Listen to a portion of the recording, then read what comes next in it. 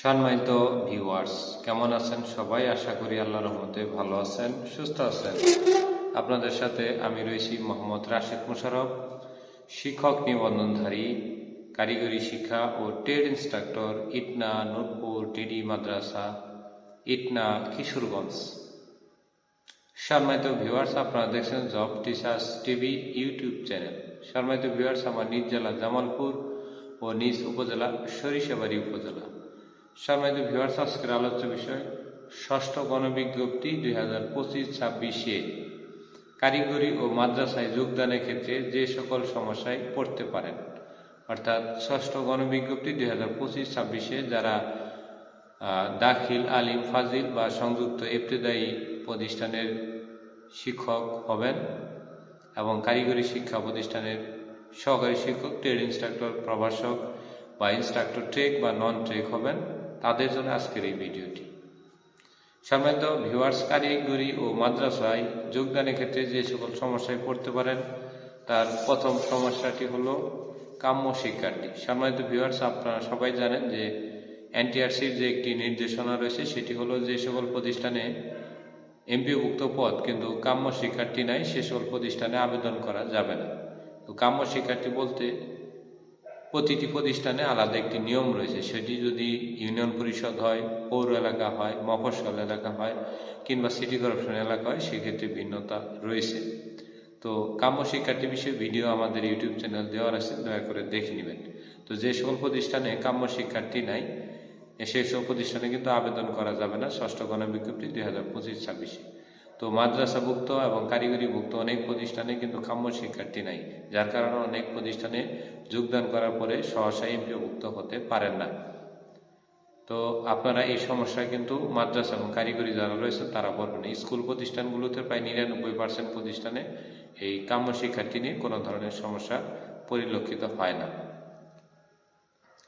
তারপরে হলো সংযুক্ত প্রতিষ্ঠান থাকলে নিচু শ্রেণীতে ক্লাস নিতে হবে। যেমন আপনার প্রতিষ্ঠানটি ধরেন technical and business management institute, আপনি কলেজের প্রভাষক, তো আপনার কিন্তু নবম দশম ভোকেশনালের বাংলা, ইংরেজি বা অন্যান্য বিষয়ে ক্লাস নিতে হয়।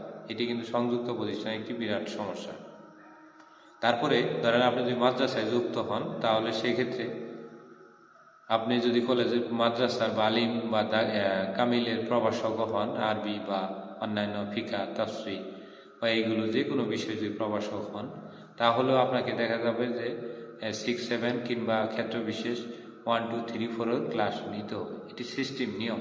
কারণ আমাদের এমপিও নীতিমালাতে এটি বলা রয়েছে যে সংযুক্ত প্রতিষ্ঠান থাকলে এগুলোতে আপনার কোনো টিচার না থাকলে তাহলে আপনাকে অবশ্যই ক্লাস নিতে হবে। কম করে 2টি বিষয়ে আপনার অভিজ্ঞতা থাকতে হবে। প্রতিষ্ঠান প্রদান দিলে আপনাকে এটি নিতে হয়। এটি যদি আমার কাছে বিশ্বাস না হয়, যারা এমপিওভুক্ত প্রতিষ্ঠানে তৃতীয় কিংবা চতুর্থ গণবিজ্ঞপ্তিতে বিভিন্ন প্রতিষ্ঠানে নিয়োজিত রয়েছেন, যারা মাদ্রাসা ও কারিগরি, তাদের কাছে জিজ্ঞাসা করেন, তারাও সেই সেম একই কথাটাই বলবে।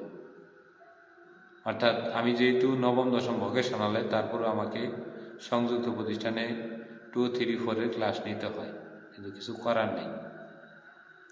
তারপরে আপনি যদি কারিগরির হন তাহলে কারিগরি প্রতিষ্ঠানে জিও সমস্যা হয়েছে। জিও বলতে বোঝায় গভর্নমেন্ট অর্ডার, মানে আপনি যে প্রতিষ্ঠানে যুক্ত হবেন সেই প্রতিষ্ঠানে দেখবেন যে নবম দশম শ্রেণীতে জেনারেল, ইলেকট্রিক্যাল ওয়ার্কস বা সিভিল, কনস্ট্রাকশন অ্যান্ড সেফটি বা অ্যাপারেল ম্যানুফ্যাকচারিং বেসিক বা ফুড প্রসেসিং অ্যান্ড প্রিজারভেশন বা agro base food, pumping and pipe fitting বা এই ধরনের ট্রেড রয়েছে। এই ট্রেডগুলো আপনার অনুমোদন আছে, এমপিওভুক্তি শিক্ষা মন্ত্রণালয় দিয়েছে, কিন্তু এই অনুমোদনের ভিতরে যে বেতন দেওয়ার জন্য এটার অর্থ ছাড় দেওয়ার জন্য একটি কাগজ থাকে, যেটাকে আমরা বলি জিও, গভর্নমেন্ট অর্ডার, যেটি অর্থ মন্ত্রণালয় থেকে দিয়ে থাকে। তো অর্থ মন্ত্রণালয় এই সব পদে যদি তাদের যথেষ্ট পরিমাণ টাকা থাকে তাহলে তারা দেয়। এখন এটি আপনার ওই পদের বিপরীতে এই কাগজ আছে কিনা প্রতিষ্ঠান প্রধান কাছে জেনে নেবেন। যদি কোনো কারণে না থাকে তাহলে আপনার লাইফ বরবাদ, অর্থাৎ 2-2.5 বছরের মধ্যে আপনি এমপিওভুক্ত হতে পারবেন না, বিনা বেতনে আপনাকে চাকরি করতে হবে।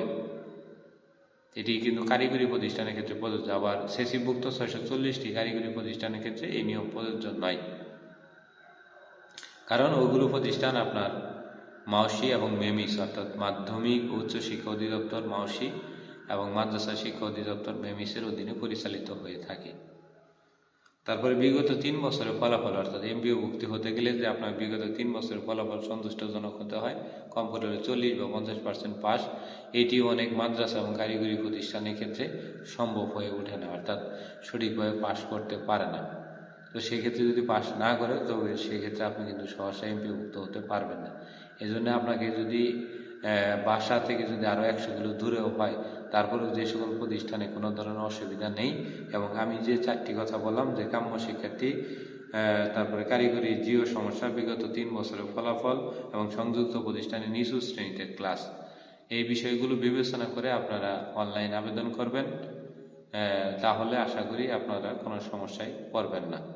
তো ভিডিওটি আশা করি আপনাদের ভালো লেগেছে। যদি ভালো লেগে থাকে তাহলে অবশ্যই লাইক, কমেন্ট, শেয়ার দিবেন। আর ভালো যদি নাও লাগে, দেখতে থাকেন, একটি সময় ভালো লেগে যাবে। ধন্যবাদ সবাইকে, সবাই ভালো থাকবেন।